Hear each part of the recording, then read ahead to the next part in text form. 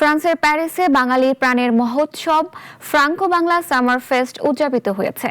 স্থানীয় সময় রোববার শহরতলি সার্সেলের একটি খেলা মাঠে এ উৎসবের আয়োজন করা হয়।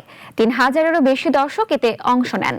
গিটারের ঝংকার, কণ্ঠের মধুরতা আর সুরের মূর্ছনায় একের পর এক গান গেয়ে ফ্রান্স প্রবাসীদের মাতিয়ে তোলেন বাংলাদেশের ব্যান্ড সঙ্গীতের কিংবদন্তি জেমস।